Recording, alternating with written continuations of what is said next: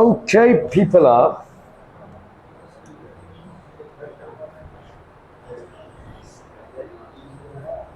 Okay, people, we will start with this new topic in chemistry, which is common to both CBSE and Maharashtra State Board, and this is basically chemical kinetics. ठीक है, तो chemical kinetics में हम basically पढ़ते क्या हैं?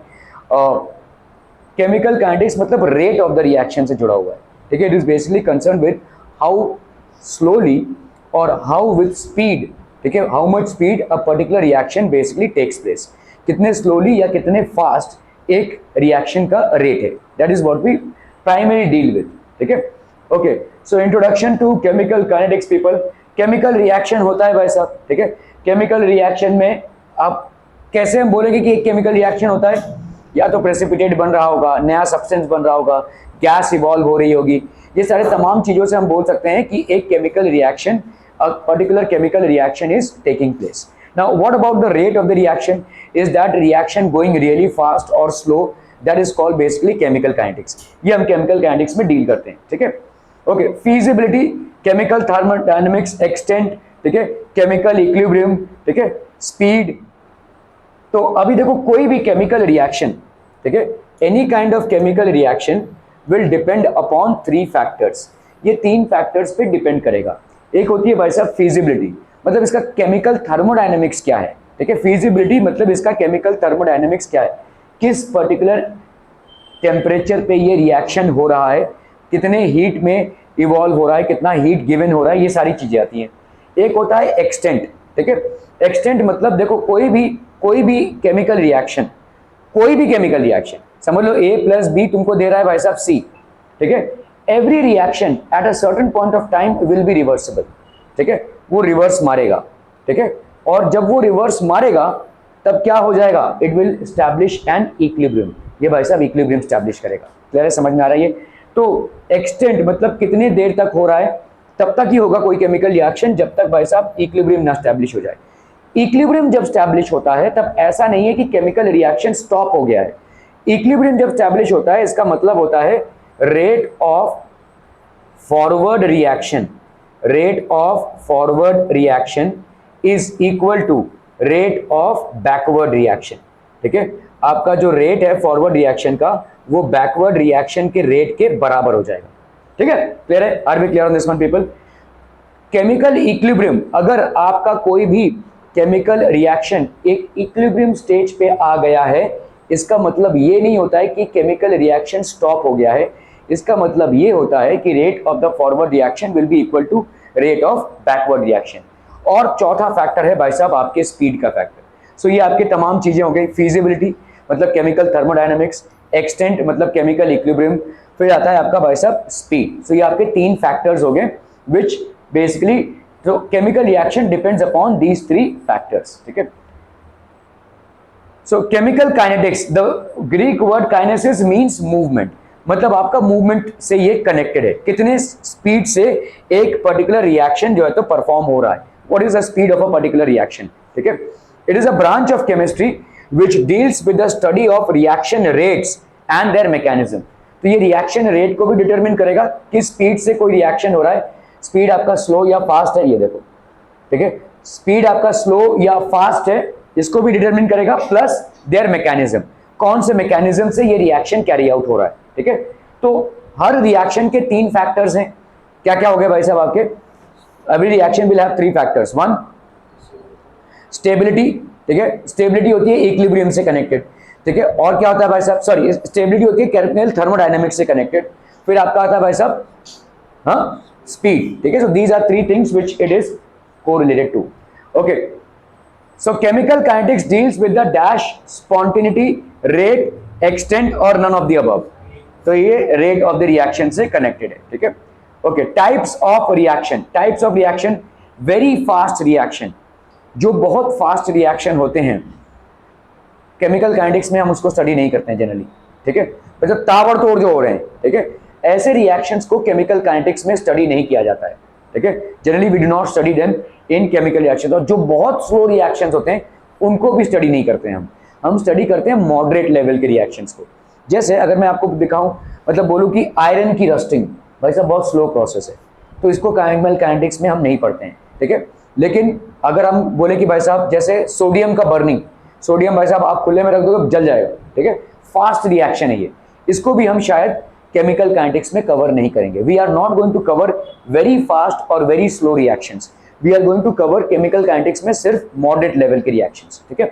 Okay, very fast reactions, very fast reaction से भाई साहब क्या क्या हो जाएगा, slow reaction and moderate reaction, ये तीन टाइप के आपके रिएक्शंस हैं, ठीक है, जिनका रिएक्शन रेट बहुत ज्यादा है, फटाफट होने वाले reactions, slow reactions and moderate level reactions, moderate level reactions. Okay, very fast reactions which takes place within microseconds or instantaneously, within microseconds और instantaneously जो reactions होते हैं उनको हम बोलते हैं भाई साहब very fast reactions, ठीक है।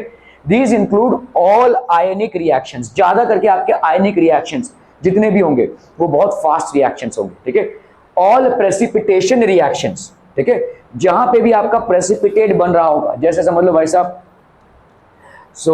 आपका AgCl है और बना रहा है भाई साहब Na2SO4, ठीक है, इसको अगर आप रिएक्ट करवाएंगे तो ये क्या बनेगा भाई साहब, AgSO4 that is silver sulphate which is a precipitate and plus 2NaCl, ठीक है, 2NaCl बन जाएगा ये भाई साहब, सोडियम क्लोराइड बन जाएगी, ठीक है, समझ में आ रही है। तो यहाँ पे ये प्रेसिपिटेट बनेगा, प्रेसिपिटेट बनना, BaSO4 ये एक प्रेसिपिटेट है।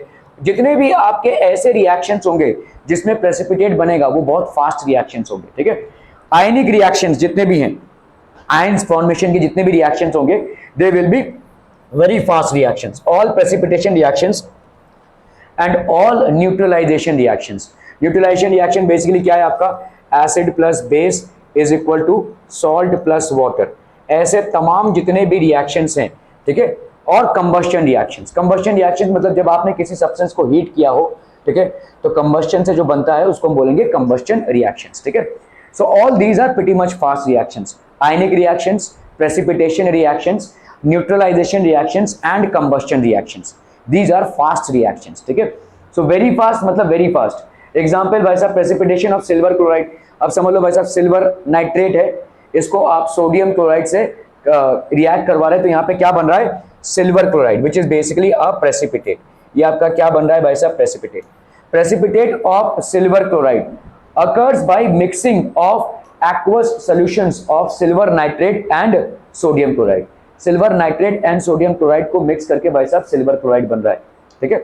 तो बहुत ही फास्ट रिएक्शन है, इस तरह से देखो अगर आपको ये आपको प्रेसिपिटेट बनता हुआ नजर आएगा, फटाफट भाई साहब प्रेसिपिटेट बन रहा है, ठीक है, समझ में आ रहा है। So very fast reaction is very fast, very slow reaction, बहुत slow reaction which may take days और मंथ्स और even years, rusting of iron, ठीक है, it is a very slow reaction. Example, rusting of iron, 4Fe plus 3O2 plus 6H2O, ये भाई साहब आपका बना रहा है फेरिक हाइड्रोक्साइड, ये आपका रस्टेड आयरन हो गया। तो ये बहुत धीरे धीरे धीरे धीरे ये रिएक्शंस होंगे, very slow reactions. Now we come to moderate reactions which is basically the scope of our study, ये है हमारा scope of study out here, ठीक है। केमिकल काइनेटिक्स में moderate reactions is the scope of our study, reactions which are neither slow nor fast but take place at moderate speeds or rates, तो बहुत moderate speed और rate में जो reactions आकर होते हैं। Example, decomposition of hydrogen peroxide, तो hydrogen peroxide को अगर हम देखें 2H2O2 aqueous फॉर्मेट में भाई साहब क्या दे देगा आपको, ठीक है, it will give you 2H2 plus O2, ठीक है, ये आपका डिकम्पोजिशन है, ठीक है। हाइड्रोजन पेरोक्साइड का मॉडरेट स्पीड है, इसकी मॉडरेट स्पीड है, मतलब आपके देखो दो मॉलिक्यूल्स हैं हाइड्रोजन पेरोक्साइड के, उसमें से दो मॉलिक्यूल्स आपके बनेंगे वाटर के और एक मॉलिक्यूल आपका होगा ऑक्सीजन का, ठीक है। Inversion of cane sugar to give glucose and fructose, जो केन शुगर होता है मतलब जो आपका गन्ने का रस होता है उसमें से चीनी बनने का प्रोसेस, शक्कर बनने का प्रोसेस, ठीक है, इन्वर्जन ऑफ केन शुगर। ये आपका सक्रोज है प्लस H2O, ये क्या बनाएगा, ग्लूकोज एंड फ्रक्टोज। सो ये आपका भाई साहब बन रहा है ग्लूकोज और फ्रक्टोज। आप बोलेंगे दोनों का फॉर्मूला तो एक ही है, यस, फॉर्मूला दोनों का एक ही है बट दोनों अलग स्पीशीज है, glucose and fructose. Decomposition of nitrogen pentoxide, तो नाइट्रोजन पेंटॉक्साइड को देखो भाई साहब nitrogen dioxide and oxygen. So ये तमाम जो रिएक्शंस दिख रहे हैं आपको ये मॉडरेट लेवल के रिएक्शंस हैं and these are the reactions which we basically study in chemical kinetics. We are not going to study very fast और we are not going to cover very slow reactions, ठीक है।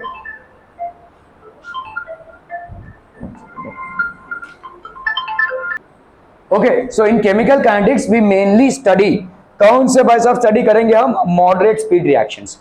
So we are neither going to study high speed reactions, neither we are going to study very slow reactions. We are going to study moderate speed के reactions. Clear है?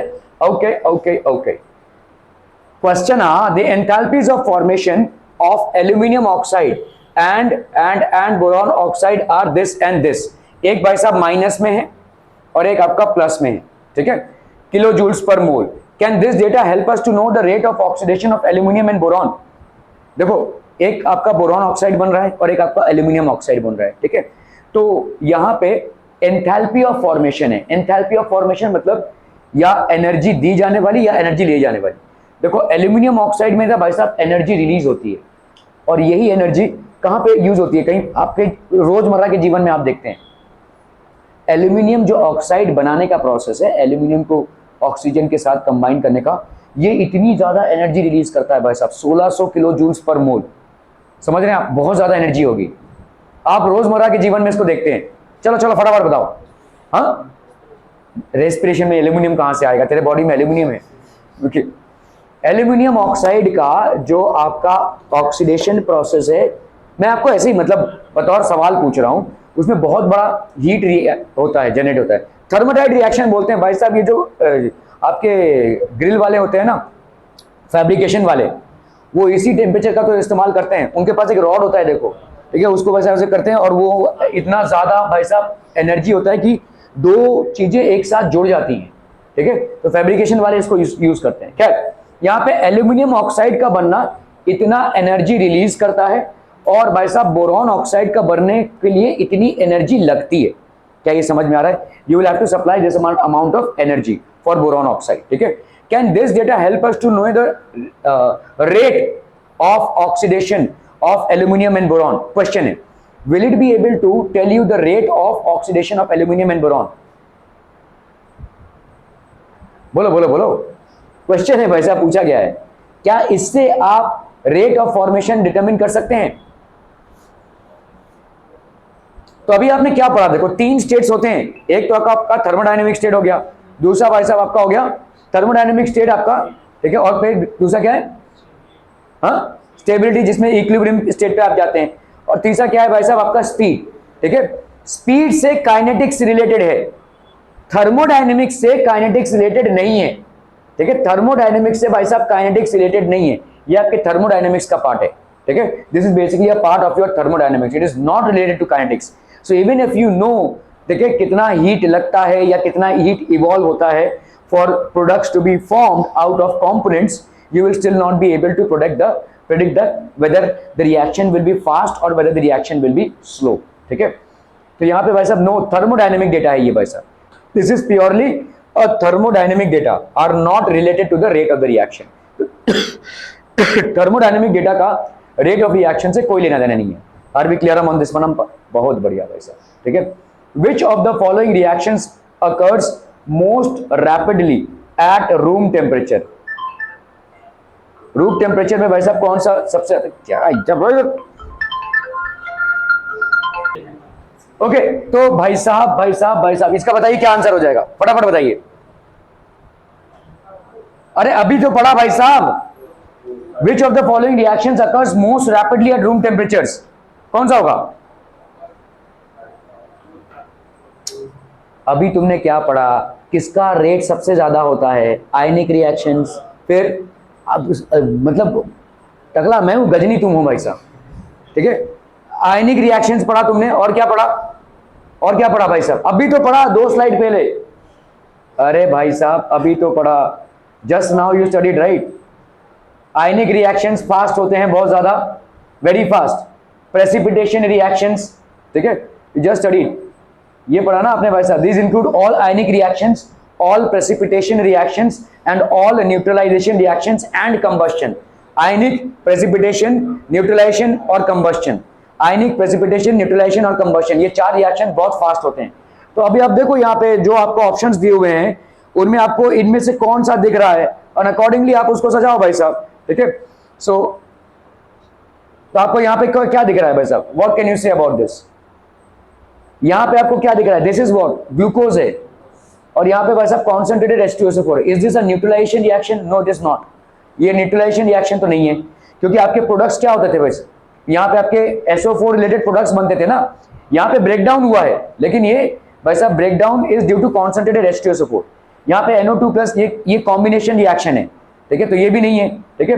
और क्या है भाई साहब, H2 plus O2, ये भी combination reaction है। बचा क्या भाई साहब, ये आपका एक आयनिक रिएक्शन दिख रहा है, is this an ionic reaction, are ions evolve in it, तो ये हो जाएगा भाई साहब, this will be the reaction. Simple तो है भाई साहब, 4 रिएक्शन है आपके, आयनिक, प्रेसिपिटेशन, आपका हाँ न्यूट्रलाइजेशन एंड कंबस्शन, ठीक है। कंबस्शन मतलब जहां पे भाई साहब कंबाइन करके होता है, ठीक है, okay. Speed of the reaction can B moderate, very fast, very slow, कौन सा है भाई, क्या होगा ये speed of the reaction, all.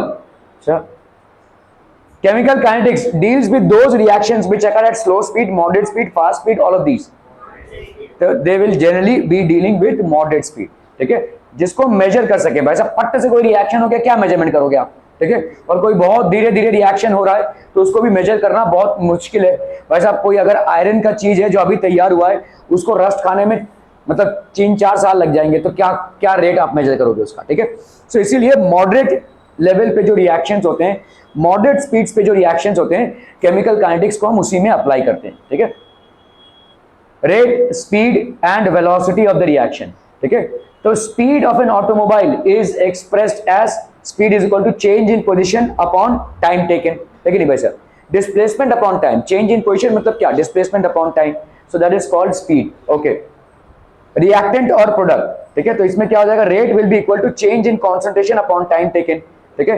तो rate of reaction may be defined as a change in concentration of any one of the reactants और products per unit time, तो कितना चेंज हो रहा है कॉन्सेंट्रेशन में पर यूनिट टाइम, क्लियर है, change in concentration upon time taken. Expressing rate of reaction, reactant से भाई साहब प्रोडक्ट का बनना, the rate of disappearance of reactants, ठीक है। रेट ऑफ रिएक्शन भाई साहब क्या हो जाएगा, देखो जितना ये रिएक्टेंट डिसअपीयर होगा उतना ही तो भाई साहब आपका प्रोडक्ट बनेगा, ठीक है।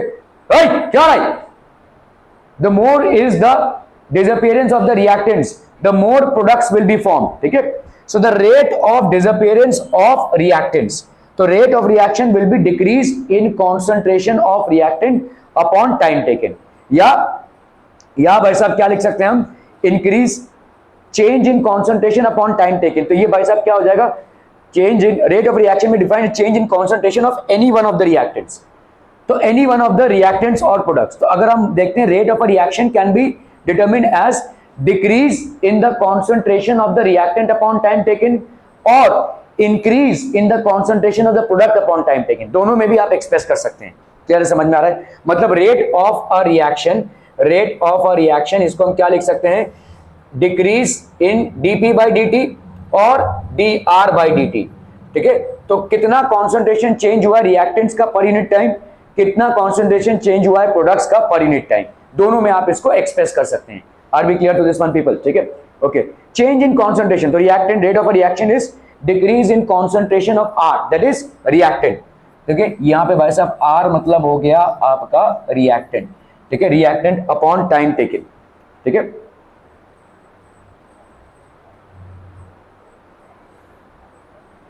T1 अपॉन T2, ठीक है, तो आपका भाई साहब डेल्टा T क्या हो जाएगा, T2 minus T1, delta R क्या हो जाएगा, R2 minus R1, R2 minus R1, ठीक है। तो delta R upon delta T, ये माइनस क्यों होगा भाई साहब बताइए, हाँ डिक्रीज हो रहा है इसलिए, ठीक है, क्योंकि आपका जो रिएक्टेंट है वो भाई साहब डिक्रीज होगा तभी तो रिएक्शन आगे जा रहा है, प्रोडक्ट्स बन रहे, रिएक्टेंट्स का कॉन्सेंट्रेशन डिक्रीज होगा ही होगा, तो इसीलिए आपका minus dr by dt। Are we clear on this one? Rate of the reaction, okay, okay, okay।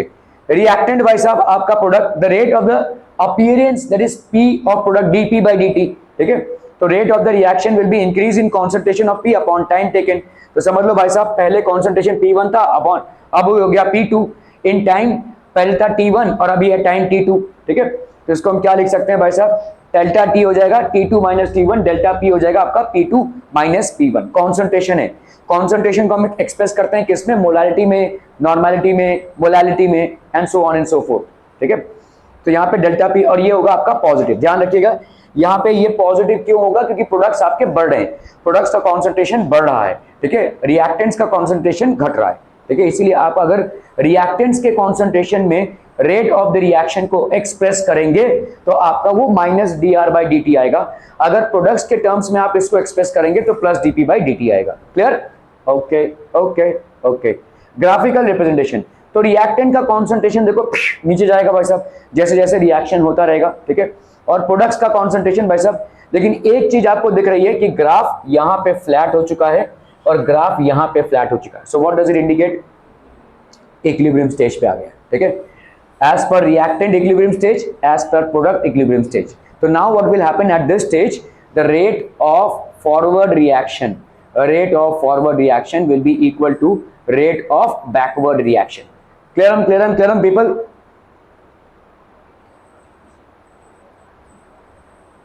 Okay, so rate भाई साहब आपका rate depends upon the concentration of the reactant. Units of rate of reaction, concentration upon time, तो भाई साहब क्या हो जाएगा, क्या हो जाएगा? अरे concentration upon time मतलब मोलारिटी पर second, moles per litre per second, ऐसा लिख सकते हैं भाई साहब। मोलारिटी होती है आपकी मोल्स पर लीटर, या नॉर्मेलिटी पर सेकेंड, या नॉर्मेलिटी किससे बनती है भाई साहब? मोल्स पर लीटर पर मिनट भी लिख सकते हैं हम, ठीक है, okay, moles per decimetre cubic पर मिनट भी लिख सकते हैं, ठीक है, पर लीटर, यहाँ पे सेकेंड्स का आपने मिनट कर दिया, यहाँ पे आपने डेसीमीटर क्यूबिक कर दिया और ये पर मिनट रहने दिया। So these are different units that we have, ठीक है। In gaseous reactions, gaseous reactions में आपका कॉन्सेंट्रेशन एक्सप्रेस नहीं होता है, आपका pressure of a gas express होता है, ठीक है।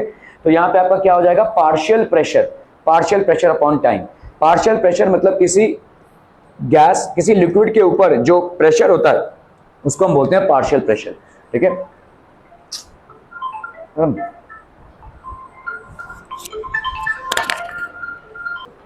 ओके, तो देखो units of rate of reaction, अगर भाई साहब गैसियस रिएक्शन हो रहा है, आपके रिएक्टेंट्स में कोई गैस है या आपके प्रोडक्ट्स में कोई गैस है और आप किसी एक को एक मुद्दा मानकर चल रहे हैं, तो यहाँ पे क्या हो जाएगा? You obviously can not have molarity, you will have partial pressure. तो पार्शियल प्रेशर पर टाइम, ठीक है। तो पार्शियल प्रेशर को हम एटमॉस्फेयर में एक्सप्रेस कर सकते हैं, पास्कल में एक्सप्रेस कर सकते हैं, न्यूटन पर मीटर स्क्वायर में एक्सप्रेस कर सकते हैं, बार में भी एक्सप्रेस कर सकते हैं। These are basically different units of pressure, ठीक है। Okay, units of a rate of reaction involving gases can be expressed as mole, नहीं हो सकता भाई साहब, गैसेस में ये नहीं हो सकता। मोल्स लीटर पर सेकेंड भाई साहब नहीं हो सकता। एटमॉस्फेयर पर सेकेंड, दिस कैन हैपन, ठीक है। So this is the only thing that can happen. Okay, concentration of a reactant, भाई साहब रिएक्टेंट का concentration increases decreases both A and B, none of these, एकदम सिंपल सा जवाब, ठीक है। इट डिक्रीजेस विद टाइम, क्योंकि रिएक्टेंट है वो तो घटेगा ही ना, भाई साहब प्रोडक्ट बढ़ रहा है आपका, okay okay. Concentration of product, this increases with time, this increases with time। क्या हो गया भाई साहब, करते हैं।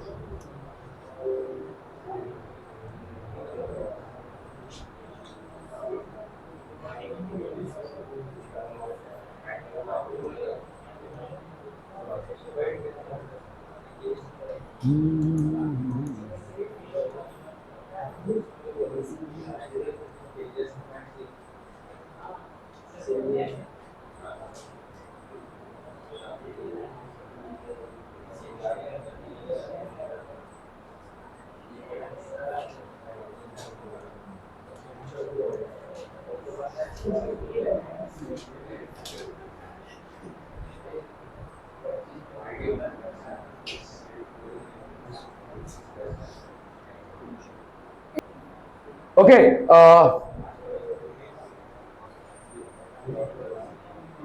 rate of reactions, that is types of reactions, ठीक है।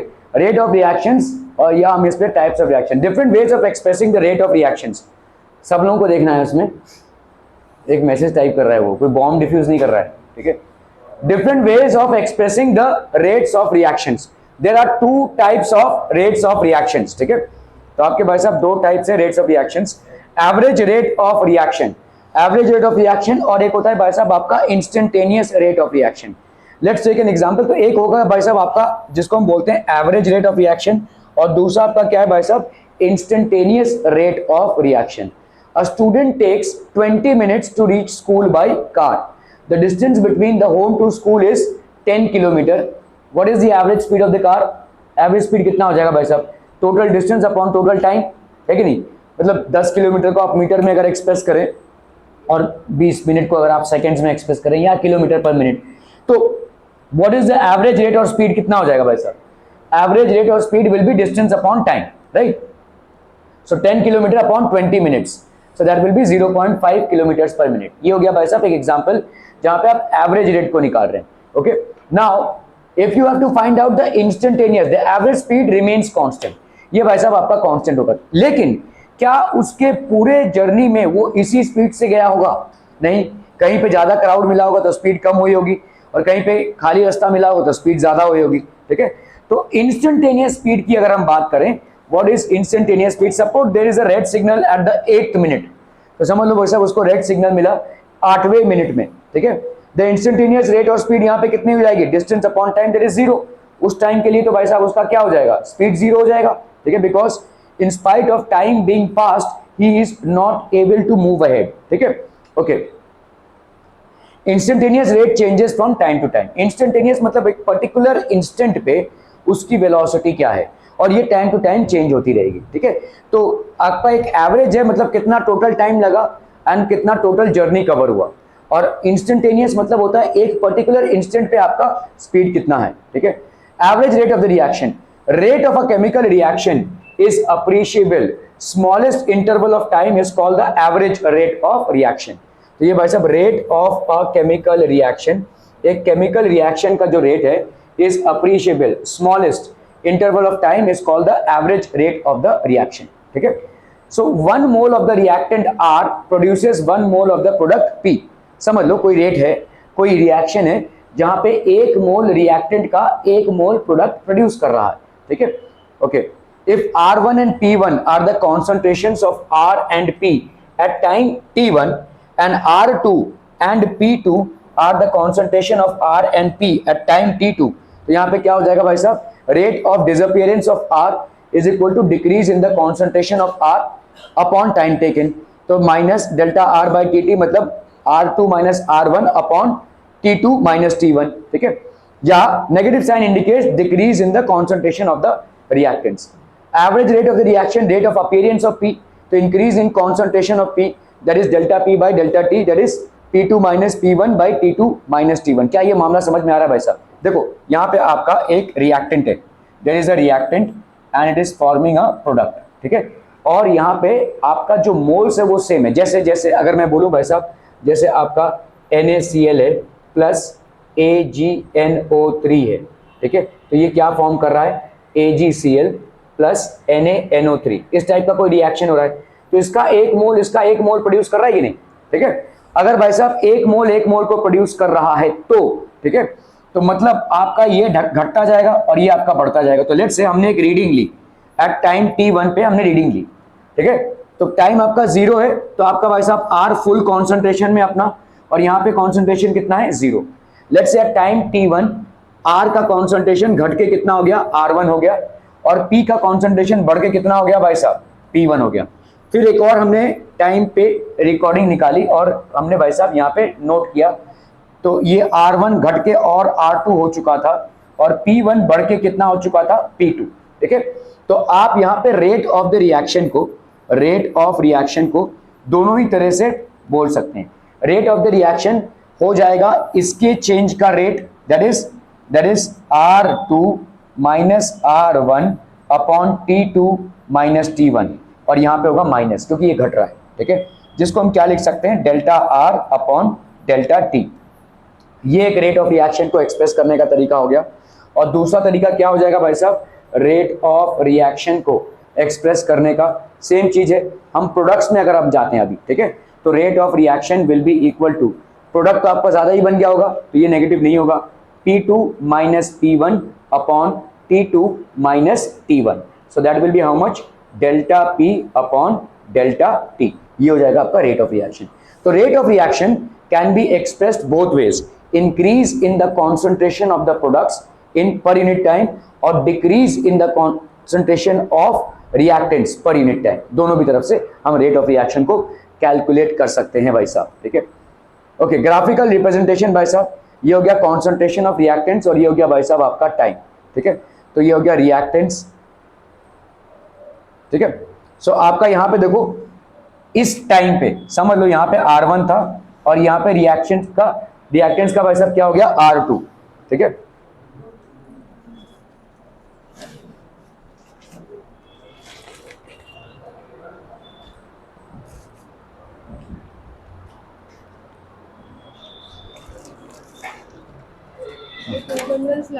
नहीं चलेगा चलेगा चलेगा चलेगा, ठीक है ठीक है ठीक है चलेगा।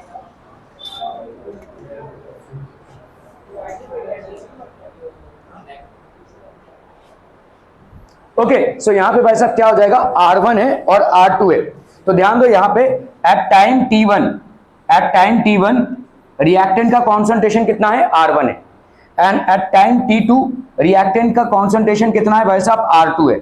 सो what is the change delta R, that is R2 minus R1 negative upon the time change that is T2 minus T1, ठीक है। तो इसी को हम क्या लिखेंगे भाई साहब R2 minus R1 upon T2 minus T1। एक चीज जो आपको ध्यान रखनी है कि रिएक्टेंट्स में का कॉन्सेंट्रेशन में कमी आई है तो obviously this will B negative, ठीक है। देखो जब तुम R2 माइनस R1 करोगे तो तुमका आंसर क्या आएगा, आंसर क्या आएगा, नहीं आंसर नेगेटिव आएगा, इसको छोड़ दो, इसको छोड़ो, ये नेगेटिव आएगा ना भाई। R2 तो कॉन्सेंट्रेशन तुम्हारा कम हो गया तो ऑलरेडी नेगेटिव आएगा, ये नेगेटिव और ये नेगेटिव बैलेंस हो जाएगा, समझ में आ रहा है। क्योंकि तुम अगर प्रोडक्ट्स के हिसाब से निकालोगे तो तुम्हारा रेट ऑफ रिएक्शन क्या आएगा पॉजिटिव, तो तुम रिएक्टेंट्स के हिसाब से निकालोगे तो नेगेटिव कैसे आएगा। तो उस नेगेटिव को नलिफाई करने के लिए तुमने ये माइनस लगा के रखा है। क्या ये मामला समझ में आ रहा है, ठीक है। क्योंकि R2 माइनस R1 डेफिनेटली तुम्हारा नेगेटिव ही आएगा और इस नेगेटिव को बैलेंस करने के लिए तुमने ये माइनस लगा के रखा, क्योंकि इसको तुम उस दूसरे तरीके से भी कर सकते हो ना भाई साहब। अगर हमने यहाँ पे R एवरेज लिया तो ये क्या हो जाएगा delta P by delta T, इसमें क्या हो जाएगा बोलो delta P by delta T। तो यहाँ पे आपका भाई साहब P2 माइनस P1 अपॉन भाई साहब क्या हो जाएगा T2 माइनस T1, ठीक है, क्लियर है। डेल्टा P बाई तो P2 minus P1 upon T2 minus T1, क्या यहाँ पे तुमको क्या पॉजिटिव आंसर मिलेगा, बिल्कुल भाई साहब, क्योंकि P2 का जो कॉन्सेंट्रेशन है वो P1 से बढ़ चुका होगा। तो अगर तुम इस तरह से एवरेज कैलकुलेट कर रहे हो तो तुमको पॉजिटिव मिलेगा और इस तरह से एवरेज कैलकुलेट कर रहे हो तो नेगेटिव मिलेगा, क्या नहीं, गलत हो जाएगा ना भाई। तो ये वाला जो नेगेटिव आंसर आएगा इस नेगेटिव से बैलेंस होकर वो क्या हो जाएगा पॉजिटिव, ठीक है। दोनों भी एक ही होंगे, समझ में आ रहा है नेगेटिव निकालने का मतलब यहाँ पे, okay.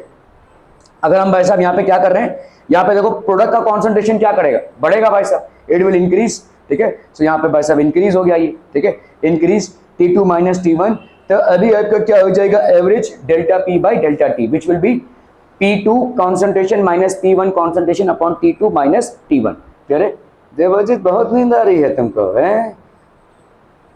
Negative sign to the rate of reaction with respect to concentration of reactant in duration period of reaction. बताइए क्या हो जाएगा negative sign to the rate of reaction, negative sign to the rate of reaction with respect to concentration of reactant, ठीक है। Concentration of reactant इसका मतलब क्या है, क्यों होता है नेगेटिव साइन, क्योंकि रिएक्टेंट का कॉन्सेंट्रेशन क्या हो रहा है भाई साहब, डिक्रीज हो रहा है, रिएक्टेंट का कॉन्सेंट्रेशन डिक्रीज हो रहा है, कॉन्सेंट्रेशन ऑफ, ये तो है नहीं बस, हाँ, कॉन्सेंट्रेशन ऑफ रिएक्टेंट डिक्रीजेस, ठीक है। फॉर द रिएक्शन, यहां पे भाई साहब रिएक्शन हो रहा है, R से क्या बन रहा है P, the concentration of a reactant changes from 0.03 molar, molarity दी हुई है आपको, to 0.02 in 25 minutes. Calculate the average rate of reaction using units of time both in minutes and second. Easy एक सवाल है भाई साहब, कर लेंगे। तो रेट ऑफ द रिएक्शन क्या हो जाएगा बोलो, minus delta R by delta T। तो माइनस डेल्टा R मतलब कितना हो जाएगा यहाँ पे 0.02 minus 0.03 minus minus 0.01 upon delta T that is 25 minutes, ठीक है। तो यहाँ पे हो गया भाई साहब 0.01 बाई 25, ठीक है। सो ये हो जाएगा भाई साहब आपका 0.0004, ठीक है। ये हो गया मोल्स पर मिनट, और ये चीज़ हम सेकेंड्स में भी लगा सकते हैं, ठीक है। सेकेंड्स में अगर हमने इसको कन्वर्ट किया तो सो इट्स एन ईजी सवाल। R एवरेज भाई साहब डेल्टा R, तो यहाँ पे हो गया 0.02 moles minus 0.03 moles upon 25 minutes. तो ये हो गया आपका कितना 4 × 10⁻⁴ मोल्स पर लीटर पर मिनट। अगर भाई साहब इसको कैलकुलेट करना है कितने में, सेकेंड्स में, तो यहाँ पे हो गया आपका 0.01, 25 इंटू 60, हमने यहाँ पे माइनस नहीं लिया है क्योंकि ऑब्वियसली वो माइनस प्लस से ही बैलेंस हो जाएगा, है ना, तो it will basically get balance. तो यहाँ पे कितना आ जाएगा 6.67 into 10⁻⁻⁶ moles per litre per second, ठीक है, okay. For a reaction the concentrations of butyl chloride at different times is given as follows. चलो इसको नोट करो जरा फटाफट फटाफट फटाफट, दूसरे पेज पे जा रहा है।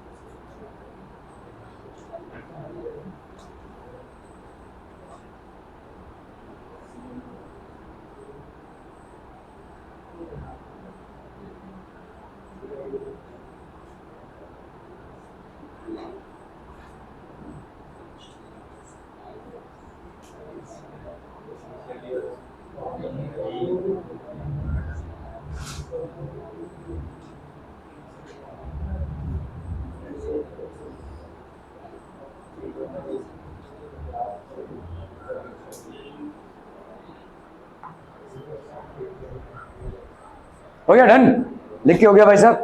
C4H9Cl प्लस H2 आपका बना रहा है क्या, C4H9OH प्लस HCl, ठीक है। यहाँ पे देखो अलग अलग टाइम पे कॉन्सेंट्रेशन ऑफ क्या है, C4H9Cl है। जीरो पे भाई साहब कितना है, 0.1 मोलर है, ठीक है। मोल्स पर लीटर मतलब मोलारिटी इसकी है, ठीक है। तो इसका मतलब हो जाएगा ये मोलारिटी, ये इतने मोलारिटी का हो गया, ये इतने मोलारिटी का हो गया, and so on and so fourth, ठीक है। सारे टाइम्स पे आपको दिया हुआ है, ठीक है। These are basically the molar concentrations, ठीक है। टाइम जो सेकेंड्स पे दिया हुआ है, इतने सेकेंड्स पे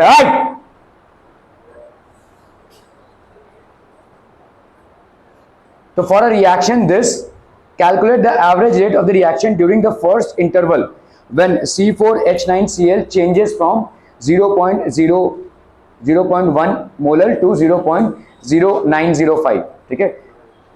तो अपन भाई साहब पीछे जाते हैं, यहाँ पे 0.01 इतना ना, 0.1 लिया था ना यहाँ पे, और 0.905 सेकेंड है ना। कितना टाइम लगा भाई साहब, 50 सेकेंड्स लगे इसमें, 50 सेकेंड्स, ठीक है। Second interval when it is from 0.0905 to 0.0820, ठीक है। 0.905 टू 0.0820 ऐसे भाई साहब कैलकुलेट करते जाना है, ठीक है, ओके।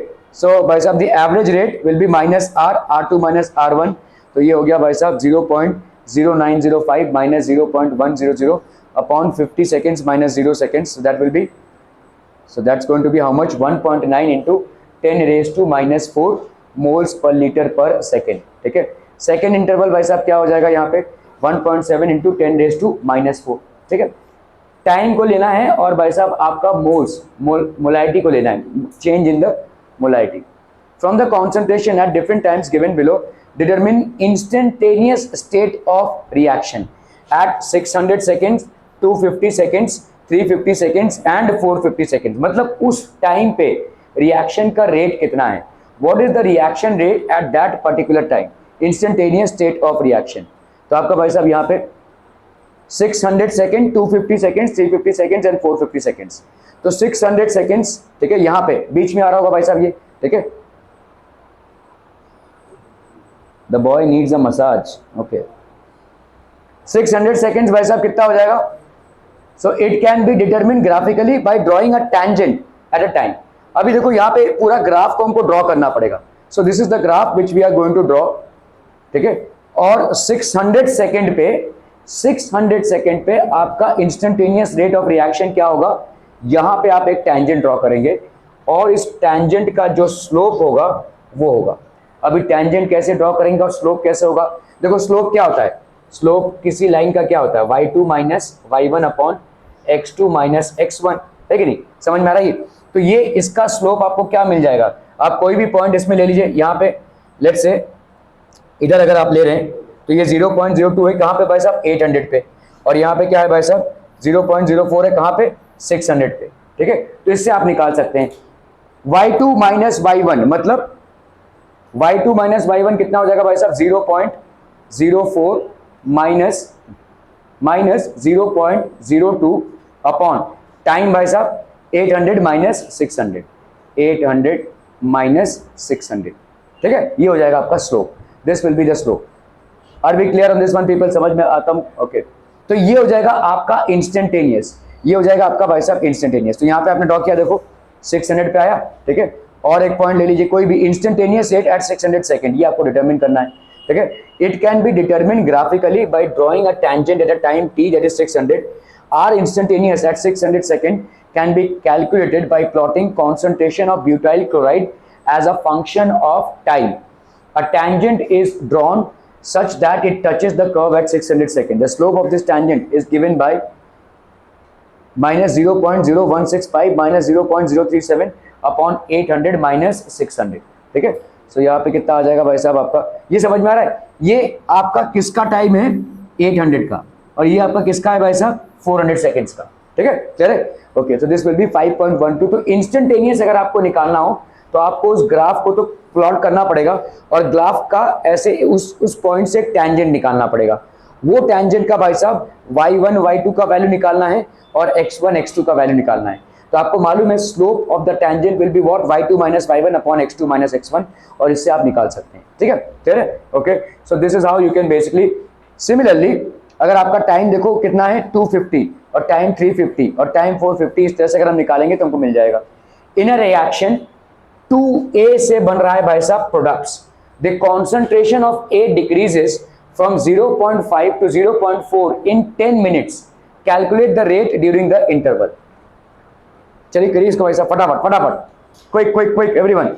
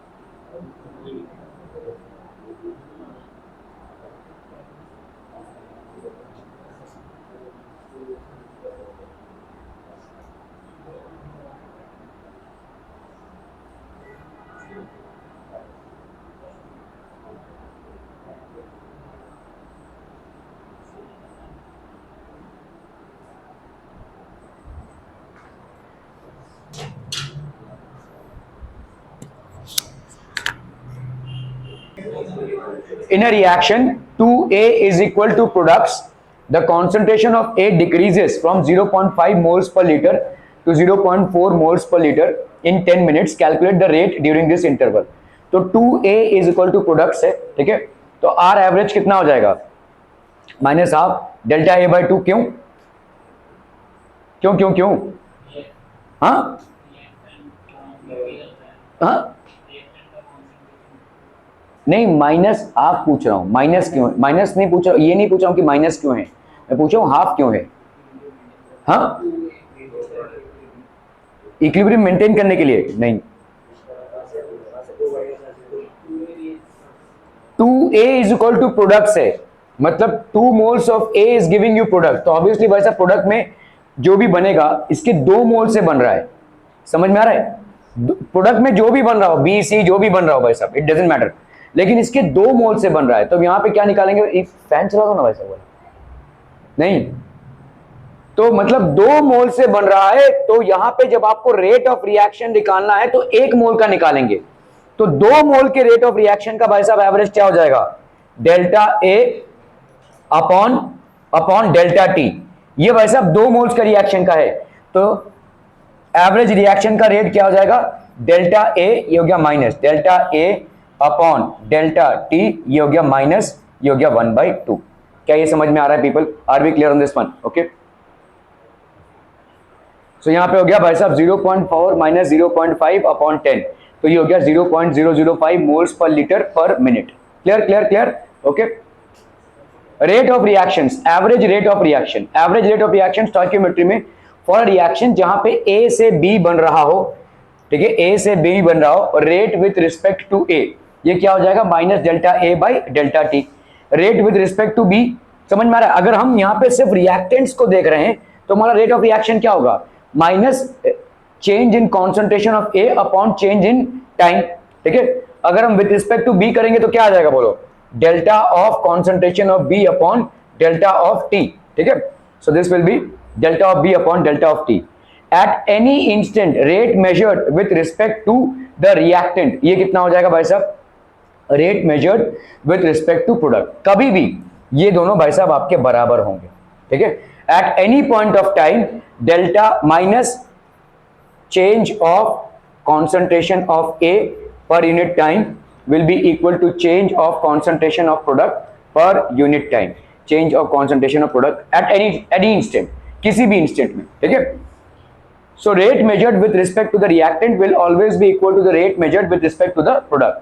So rate आपका क्या हो जाएगा भाई साहब? Minus A by T minus delta B by T।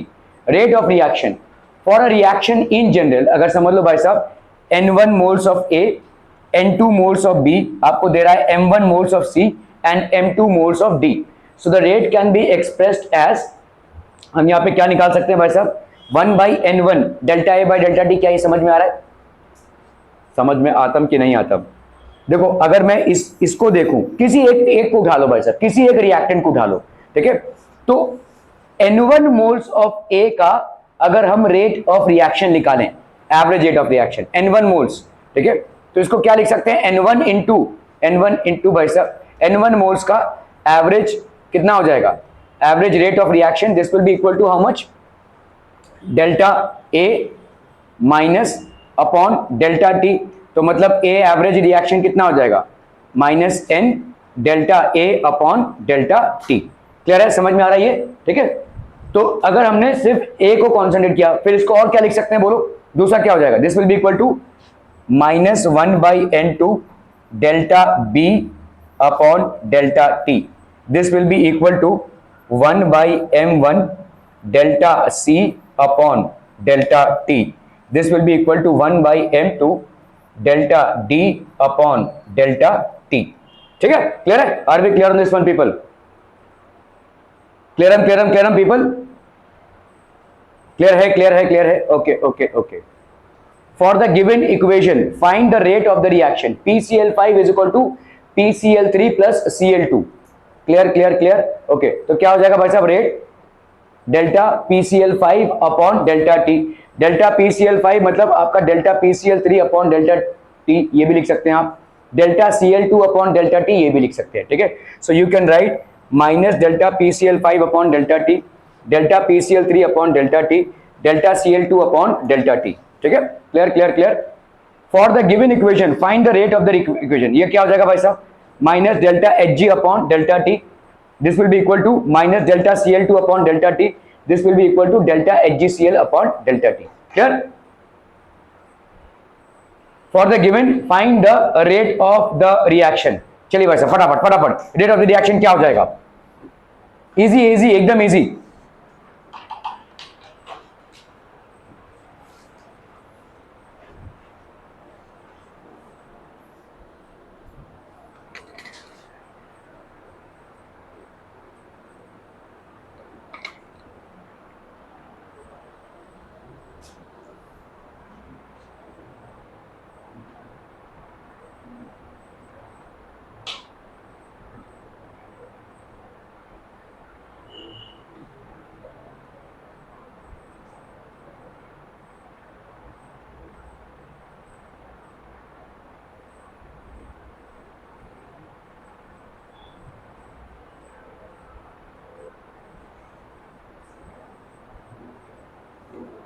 Done. Rate of the reaction will be how much, people? Rate of reaction ये कितना हो जाएगा बोलो? -1/2 delta N2O5 change in concentration of nitrogen pentoxide upon delta T. ठीक है, ये हो गया रिएक्टेंट्स की तरफ से. इज इक्वल टू 1/4 प्लस में होगा ये प्रोडक्ट से 1/4 delta NO2 upon delta T. This will be equal to delta O2 upon delta T. Clear है? Are be clear on this one people? समझ में आतम? क्लियर है? Okay. So minus half, this will be 1/4 NO2 and delta O2 by delta T. For the given equation, find the rate of the reaction. बहुत आसान है भाई साहब. चलिए फटाफट. तो rate of the reaction यहाँ पे क्या हो जाएगा? Rate of reaction will be equal to बोला बाबू जल्दी से बोलो डेल्टा N2 अपॉन ये माइनस में रहेगा डेल्टा T क्योंकि ये रिएक्टेंट है. This will be equal to -1/3 delta H2, ठीक है, अपॉन डेल्टा T. ठीक है, this will be equal to -1/2 delta NH3 upon delta T. Clear? हाँ प्लस होगा, ये प्लस होगा, सॉरी. ठीक है, this will be plus. Okay,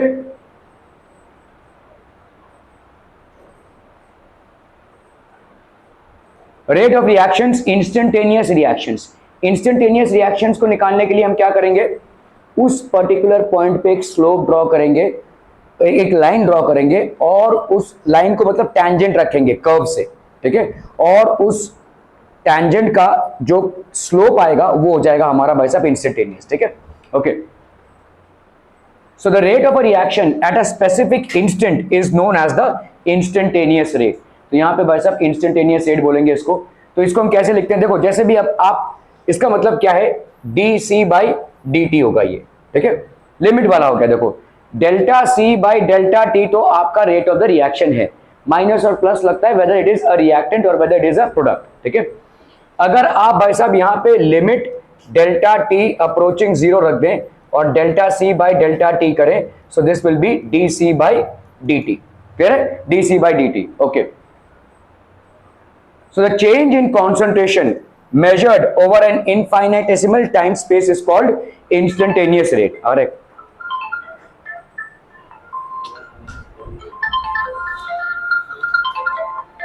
okay, so भाई साहब आपका देखो, किसी भी चीज का जब हम इनफाइनाइटेसिमल रेट निकालते हैं मतलब आपका dC/dt कर रहे हैं. ठीक है, वही होता है ना. देखो, अगर हमने यहाँ पे limit delta x tending to 0 किया और यहाँ पे डेल्टा y/Δx लिखा, तो इसी को तो हम लिखते हैं dy/dx, है कि नहीं? ठीक है, मैथ से कहीं छुटकारा नहीं है भाई साहब, घूम फिर के आ ही जाएगा. Okay, the change in concentration measured over an infinitesimal time span is called instantaneous rate. इसी को हम भाई साहब क्या बोलेंगे? Instantaneous rate. क्लियरम रजनीकांत बनना है भाई साहब. ओके, ऐसे करके टप से कर. PCl5 is equal to PCl3 plus Cl2. Clear है? ओके, तो कैसे करेंगे भाई साहब इसका इंस्टेंटेनियस? तो हमारा रेट कितना हो जाएगा, rate will be equal to d PCl5 by D t. क्या ये समझ में आ रहा है, डी बाई डी टी है मतलब इसका concentration D PCl3 by D T.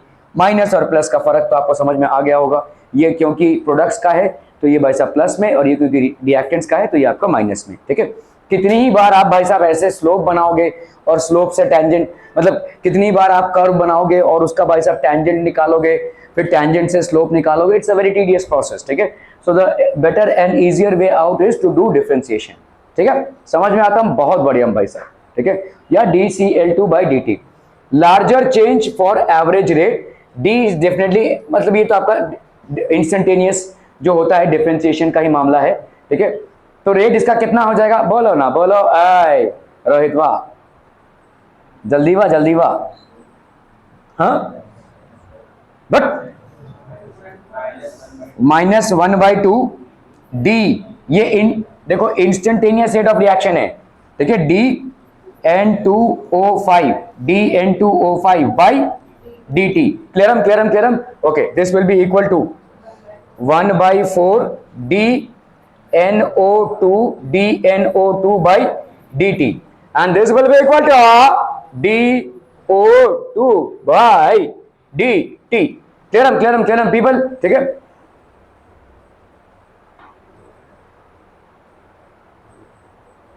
Graphical representation. ठीक है, तो आपका भाई साहब यहाँ पे देखो ग्राफिकल रिप्रेजेंटेशन हो गया ये, तो ये हो गया आपका क्या, this will B minus delta R by D T, R2 minus R1 by T2 minus T1। ठीक है, सो इंस्टेंटेनियस में क्या हो जाएगा, -R by D T, that is DR by D T. मतलब यहां पे आप टेंजेंट ड्रॉ करोगे ना, फिर टेंजेंट का भाई साहब स्लोप निकालोगे, तो उससे तो अच्छा आप कर लो भाई साहब DR बाई डी टी, जो डिफ का डिफरेंशिएशन होता है। ठीक है, डिफरेंशिएशन के हिसाब से आप कर ले, तो हर एक कर्व का एक इक्वेशन होगा। कर्व का इक्वेशन होता है y is equal to 2x² plus 3x plus 2, उसका डिफरेंशिएशन करोगे और उस पॉइंट पे जो डिफरेंशिएशन आएगा वो आपको भाई साहब क्या दे देगा, इंस्टेंटेनियस वैल्यू। क्लियरम क्लियरम क्लियरम। अरे अरे अरे बोलो ना, slope of tangent.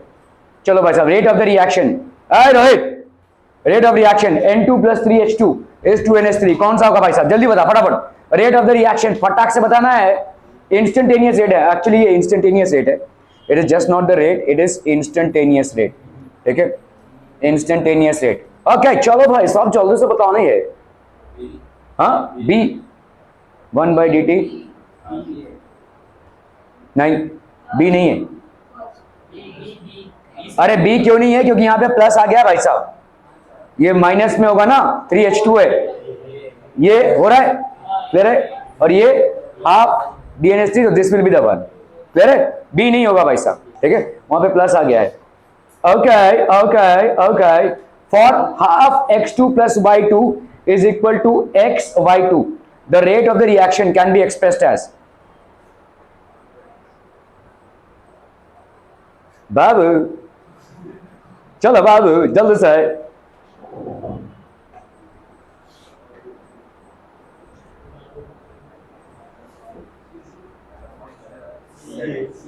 C.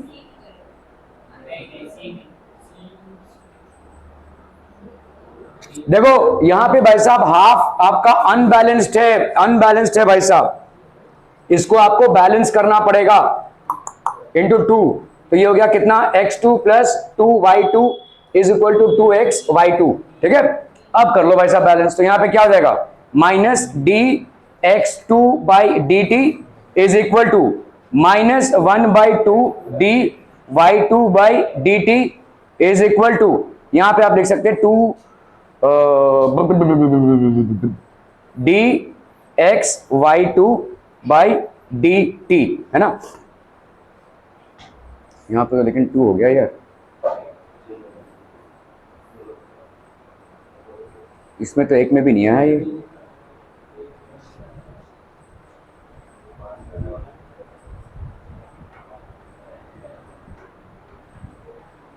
Okay, अगर इसको लेकर ही चलते हैं हम, अगर हम इसको लेकर ही चलें तो यहां पे भाई साहब क्या हो जाएगा, d minus D x two by 1/2 है ना dt, ये 1/2 है भाई साहब। ठीक है, is equal to minus d y two by D t is equal to d x y two by D T.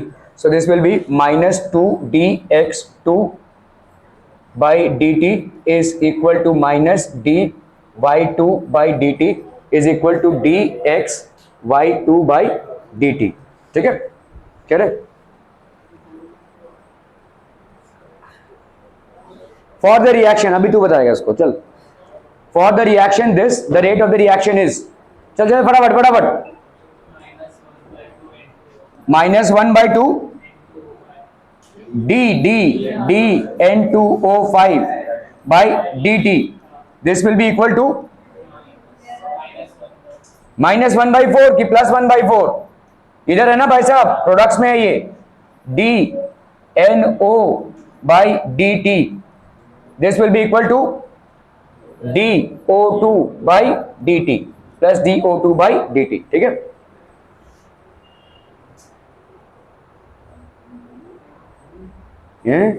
हाँ इनमें से कोई एक होगा ना भाई साहब. देखो ये वाला होगा, ये तो नहीं हो सकता भाई साहब, तो फर्स्ट वाला ही हो जाएगा आपका. हाँ ये भी होगा ना, ये माइनस होगा. हाँ फर्स्ट वाला क्यों नहीं होगा भाई साहब, क्योंकि यहाँ माइनस होगा. करेक्ट, ठीक है. ये 1/4 dy ये प्लस भी है और ये NO2 भी है. ठीक है, तो ये आपके 3, और इसमें से तीनों में से भाई साहब ये वाला 1/4, this is matching with the rate. Rate of a reaction at a particular instant is called instantaneous rate. ठीक है, instantaneous rate can be found by calculation, by experiment, can't be found graphically. ठीक है, तो हम यहाँ भाई साहब graphically इसको कैलकुलेट कर सकते हैं.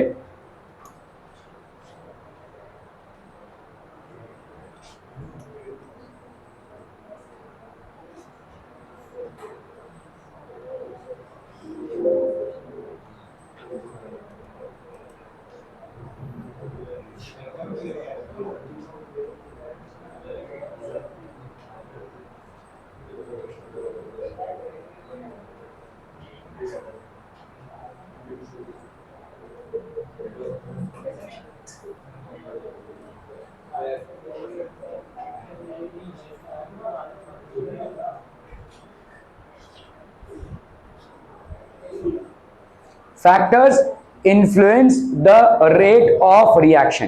फैक्टर्स जो इन्फ्लुएंस करते हैं रेट ऑफ रिएक्शन को, factors influencing the rate of the reaction. क्या क्या फैक्टर्स हैं जो रेट ऑफ रिएक्शन को इन्फ्लुएंस करते हैं? एक तो हो गया भाई साहब नेचर ऑफ द रिएक्टेंट्स. तो आपने देखा भाई साहब कि कैसे नेचर ऑफ द रिएक्टेंट्स, आपके जो आयनिक रिएक्शंस होते हैं या प्रेसिपिटेशन रिएक्शंस होते हैं या कंबस्शन रिएक्शंस होते हैं या न्यूट्रलाइजेशन रिएक्शंस होते हैं. फेल्ड नजरीकांत, ऐसा तुम गजनीकांत हो तुम. ओके, सो ये आपका भाई साहब हो गया क्या, नेचर ऑफ रिएक्टेंट्स. ठीक है, तो ये आपका नेचर ऑफ रिएक्टेंट्स पे डिपेंड करेंगे. आपके जो रिएक्टेंट्स हैं वो आपके नेचर ऑफ रिएक्टेंट्स पे डिपेंड करेंगे. और किस पे डिपेंड करेंगे भाई साहब, कॉन्सेंट्रेशन. कॉन्सेंट्रेशन पे तो पूरा रिएक्शन डिपेंड करेगा, है ना.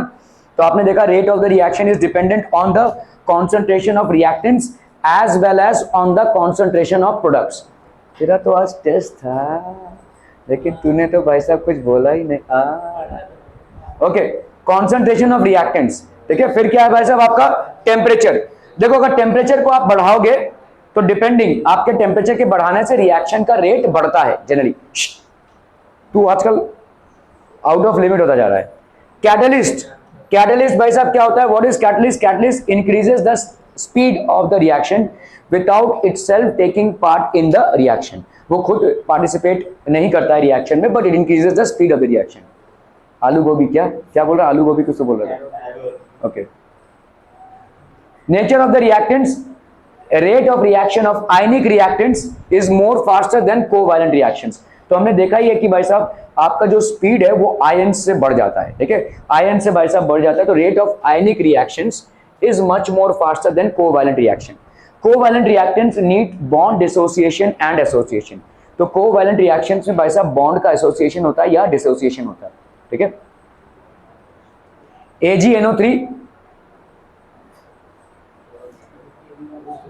क्या कुछ जुलूस जा रही है क्या भाई साहब? अच्छा, AgNO3 प्लस NaCl, ये क्या बना रहा है, AgCl प्लस NaNO3. ठीक है, क्या ये आयनिक रिएक्शन है? देखो, is this an ionic reaction? Obviously AgNO3 क्या बनाएगा, Ag plus plus NO3 minus, यही बन रहा होगा ना, plus Na plus plus Cl minus. तो यहाँ पे Ag प्लस और Cl माइनस क्या बना डालेंगे भाई साहब, AgCl।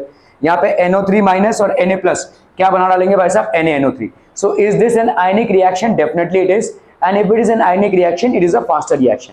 Now let's come to this reaction, CH3 COO C2H5 plus H2O, ये क्या बना रहा है भाई साहब, आपका acetic acid and ethyl alcohol. ये आपका कोवैलेंट रिएक्शन है, क्योंकि भाई साहब दोनों भी आपके क्या हैं, कोवैलेंट कंपाउंड्स हैं, ठीक है। तो ये कोवैलेंट रिएक्शन है, hence it is a slower reaction. तो नेचर ऑफ द रिएक्टेंट्स में भाई साहब आता है आपका रिएक्शन आयनिक है या रिएक्शन भाई साहब क्या है, कोवैलेंट है। अगर रिएक्शन भाई साहब आयनिक है so definitely it will be faster, अगर रिएक्शन भाई साहब कोवैलेंट है तो दिस विल बी स्लोअर, ठीक है। अगर रिएक्शन आयनिक है तो इट विल बी फास्टर, अगर रिएक्शन कोवैलेंट है तो इट विल बी स्लोअर, ठीक है। Dependence of reaction rates, dependence of reaction rates on concentration, law of mass action, rate law और रेट एक्सप्रेशन, ठीक है। Law of mass action, moles of A moles of B is equal to C moles of C and D moles of D। Mathematically भाई साहब rate of the reaction is directly proportional to concentration of A and concentration of B, ठीक है। Concentration of A और concentration of B दोनों पे भी भाई साहब आपका मैथमेटिकली ये डिपेंडेंट रहेगा। जितना इन दोनों में से किसी एक का कॉन्सेंट्रेशन बढ़ाएंगे या दोनों का भी कॉन्सेंट्रेशन बढ़ाएंगे, रेट ऑफ रिएक्शन आपका बढ़ने वाला है, ठीक है। ओके, सो यहाँ पे हम क्या करेंगे, A raised to A and B raised to B, clear है, क्लियर है, क्लियर है। Rate of the reaction will be directly proportional to A concentration raise to A, B का कॉन्सेंट्रेशन रेज टू B, ठीक है। Okay, the rate of the reaction is directly proportional to the product of the molar concentration of reactants raised to their respective stoichiometric coefficients। तो यहाँ पे भाई साहब stoichiometric coefficient पे raised हुए। The law of mass action is purely a theoretical concept, ये पूरा पूरा भाई साहब आपका एक theoretical concept है, ठीक है। ओके, रेट लॉ और रेट एक्सप्रेशन, तो रेट को हमने क्या माना है भाई साहब के the actual rate of a reaction depends upon the experimental conditions, ठीक है। तो आपका rate is equal to K into A into B, तो A raised to alpha and B raised to beta, where alpha and beta are determined experimentally, ठीक है। ये experimentally ही determine कर सकते हैं हम, ठीक है। Rate law is defined as an experimentally determined equation that expresses the rate of a chemical reaction in terms of molar concentrations of the reactants at any instant, ठीक है। तो आपका दो लॉज हो गया भाई साहब, what are the two laws, one is the rate law and the other one is law of mass action। तो लॉ ऑफ मास एक्शन क्या बोल रही है भाई साहब, rate of the reaction is directly proportional to A raise to A, B raise to B, और आपका भाई साहब दूसरा वाला है रेट लॉ और रेट एक्सप्रेशन, वो क्या बोल रहा है कि rate is equal to K into A raise to alpha and B raise to beta, where alpha and beta are values which are determined experimentally, इन वैल्यूज को हम एक्सपेरिमेंटली डिटरमिन करते हैं। Rate law is defined as an experimentally determined equation that expresses the rate of a chemical reaction in terms of molar concentrations of the reactants at any instant, ठीक है। Which of the following is purely theoretical concept, rate law, law of mass action, both A and B, and none of these। So law of mass action will be the theoretical concept, और इसके हिसाब से rate क्या हो जाएगा भाई साहब, rate will be directly proportional to A raised to A and B raised to B, ठीक है, where A moles of A plus B moles of B is let's say producing C moles of C and D moles of D, ठीक है, अगर ऐसा रहेगा तो, ठीक है। Okay, the rate expression expresses the rate of a reaction in terms of molar concentration of reactants, products, intermediate, none of these reactants, ठीक है, it expresses it in terms of reactants। which of the following is purely experimental concept, तो rate law आपका भाई साहब experimental concept है, जिसमें आप rate को क्या बोलते हैं, rate is equal to rate constant K into A raised to alpha and B raised to beta, where alpha and beta are basically constants, ठीक है, where alpha and beta are basically constants। Clear है, clear है, clear है। Elementary and complex reactions, ठीक है, elementary and complex number, तो types of reactions based on the number of steps, तो elementary reactions है भाई साहब और कॉम्प्लेक्स रिएक्शंस हैं, ठीक है। एलिमेंट्री रिएक्शंस में the reactions that occur in a single step are called elementary reactions, तो जो एक सिंगल स्टेप में पूरे हो जाते हैं उनको हम क्या बोलेंगे, एलिमेंट्री रिएक्शन। एग्जांपल H2O2, ये क्या बना रहा है, H2O plus half O2, H2O plus half O2, तो ये एक भाई साहब elementary, occur in a single step, एक सिंगल स्टेप में जो प्रोसेस होता हो उसको हम क्या बोलेंगे, एलिमेंट्री रिएक्शन। तो ये हमारे साहब एक सिंगल स्टेप में पूरा हो गया। अमोनियम नाइट्रेट है, ठीक है, तो ये हो गया N2 + 2H2O। कॉम्प्लेक्स रिएक्शंस क्या हो जाएंगे, in a chemical reaction a sequence of elementary reactions takes place, such a reaction is called complex reaction. एक सीक्वेंस से भाई साहब हो रहे हैं, तो in a complex reaction the slowest step और the of the elementary reaction is called the rate determining step. थोड़ा बहुत आप भाई साहब इसका आइडिया पा चुके हैं, किसमें, SN1 और SN2 में, ठीक है। तो आपने देखा था वहां पे एक RDS होता है which is the rate determining step. तो अगर भाई साहब एक रिएक्शन एक से ज्यादा स्टेप्स में कंप्लीट हो रहा है, तो जो उनमें से सबसे स्लोएस्ट स्टेप होगा उसी को हम क्या बोलेंगे, rate determining step. If a reaction is getting completed in more than one step, the slowest step will be the rate determining step, ठीक है। ओके,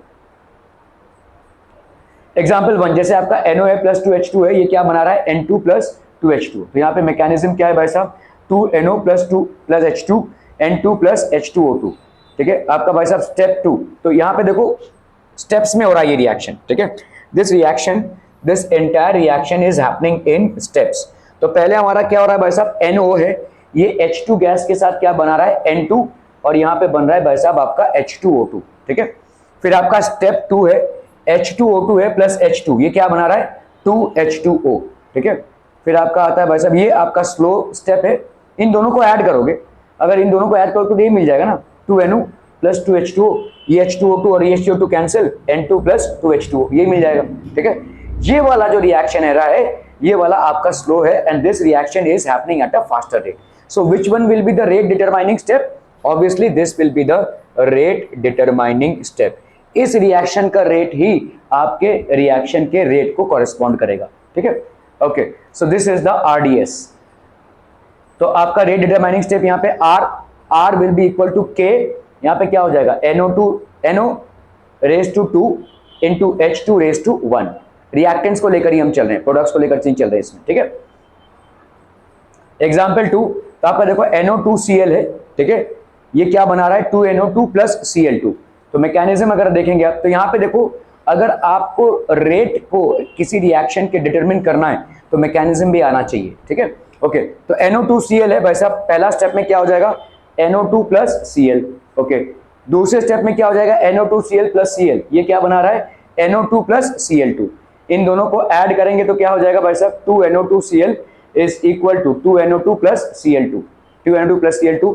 ये वाला क्लोरीन और ये वाला क्लोरीन भाई साहब कैंसिल हो जाएगा, these two chlorines will get cancelled, ठीक है। तो ये क्या हो जाएगा, स्लो है और यूनिमोलिकुलर है।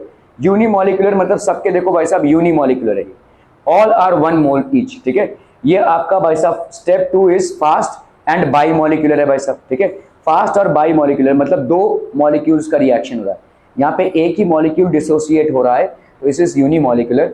यहाँ पे 2 मॉलिक्यूल्स रिएक्ट कर रहे हैं, तो इसलिए बाई मॉलिक्यूलर, ठीक है, समझ में आ रहा है। This will be a faster step and this is bimolecular. This is a slower step and this is unimolecular, ठीक है। ओके ओके ओके, तो रेट डिटरमाइनिंग स्टेप आपका भाई साहब हो जाएगा क्या, KNO2Cl, KNO2Cl, क्लियर समझ में आ रहा है ये भाई साहब, KNO2Cl, ये वाला आपका इसका कॉन्सेंट्रेशन आपका रेट डिटरमाइनिंग स्टेप हो जाएगा, ठीक है। Example NO2 + CO is equal to क्या बता रहा है भाई साहब, NO + CO2। तो पहला स्टेप में भाई साहब आ गया NO2 + NO2, ये आपका मालूम होना चाहिए, NO + NO3, और फिर NO3 + CO क्या बनाएगा, CO2 + NO2। तो आपका भाई साहब इन दोनों को ऐड करेंगे हम, तो ये NO3 और ये NO3 कैंसिल हो जाएगा, NO2 2NO2 + CO है, यहाँ पे क्या हो जाएगा भाई साहब, अच्छा NO2 + NO2 NO प्लस, हाँ ये वाला NO2 इसके साथ कैंसिल हो जाएगा भाई साहब, ठीक है। तो NO2 + CO is giving you NO + CO2, ठीक है, NO + CO2, ओके। सो ये आपका स्लो स्टेप है और ये आपका फास्ट स्टेप है, तो इसका रेट क्या हो जाएगा, rate will be equal to, बोलो ना बोलो, रेट कांस्टेंट इनटू आपका ये वाला स्टेप है ना, NO2, ठीक है, NO2 रेज टू क्या हो जाएगा भाई साहब, this will be raise to 2। समझ में आ रहा है क्यों रेज टू 2, क्योंकि ये और ये दोनों भी ऐड हो रहे हैं, ये रेज टू 2, ठीक है। तेरे और क्या है, N2O5 है भाई साहब, क्या बना रहा है, 4NO2 + O2, ठीक है, N2O5 गैस है, 4NO2 + O2। तो N2O5 भाई साहब क्या हो जाएगा, NO2 + NO3, ये पहला स्टेप हो गया। दूसरा स्टेप में क्या हो जाएगा, N2O5 + NO3 देखो N2O5 है, ये क्या बनाएगा NO2 plus NO3, N2O5 plus NO3 ये क्या बन जाएगा 3NO2 प्लस O2, ठीक है। तो यहाँ पे भाई साहब आपका N2O5 ये NO3 और ये NO3 भाई साहब कैंसिल, ठीक है। तो क्या बचा आपका भाई साहब 2N2O5 is equal to 4NO2 plus O2, है ना, 4NO2 प्लस O2। अभी इसका भाई साहब slow step, this is a slow step and this is a faster step, ठीक है। ज्यादा करके जितने भी बाई मॉलिक्यूलर रिएक्शंस होंगे दे विल बी फास्टर, ठीक है, देन यूनिमॉलिक्यूलर रिएक्शंस। तो ये आपका यूनिमॉलिक्यूलर रिएक्शन है तो ऑब्वियसली स्लो स्टेप हो जाएगा। तो रेट क्या हो जाएगा बोलो, rate will be equal to K into N2O5 N2O5 raise to 1, है ना, K into N2O5 raise to 1।